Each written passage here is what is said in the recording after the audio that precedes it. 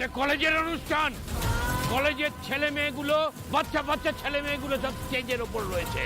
এদের সুরক্ষার দায়িত্ব কলেজকেই নিতে হবে।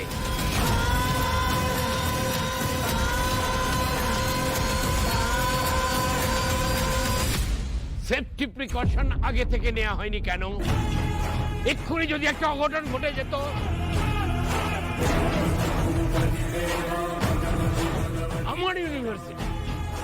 আমার ইউনিভার্সিটি বলে যখন বুকের ছাতিরা চওড়া করেন, তখন এই যাদের নিয়ে গর্ব করেন সেই ছাত্রদের সিকিউরিটি নিয়ে ভাববেন না আপনারা?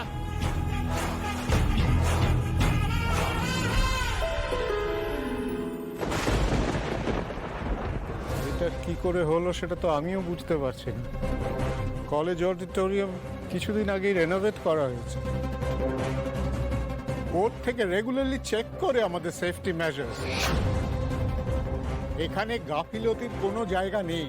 আমি চাইলেও গাফিলতি করতে পারবো না। তাহলে এটা কি করে হলো? বলুন, উত্তর দিন।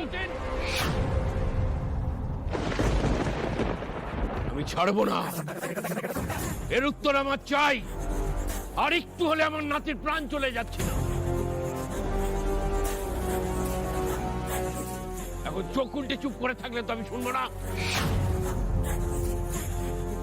শেষ থেকে ছাড়বো। আচ্ছা আচ্ছা, ঠিক আছে। বলছি তুমি চুপ করো না। বলছি এটা তো কেউ ইচ্ছে করে করেনি, একটা দুর্ঘটনা ঘটে গেছে, এখানে তো কারোর কিছু করার নেই। তুই একটু চুপ করো।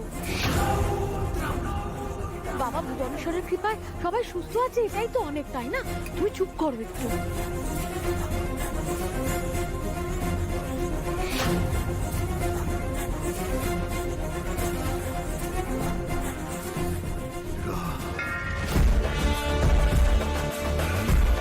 এটা কি সত্যি অ্যাক্সিডেন্ট? হোয়াইট বারগুলান এই মোটা দড়ি দিয়ে দুপাশ দিয়ে কষে বাঁধা থাকে ব্যাক সাইডে থাকা কোনো ওয়েটের সঙ্গে। এই দড়ির সাহায্যেই বারবার ওঠানামা করা হয়, যাতে লাইট লাগিয়ে আবার বার তুলে দেওয়া যায় উপরে। হাইট ও ডিজাইন অনুযায়ী অ্যাডজাস্ট করা হয়।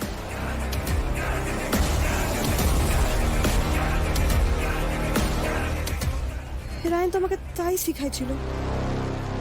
বাকি লাইট বারগুলো কিছু হলো না, এটা কেন পড়ে গেল?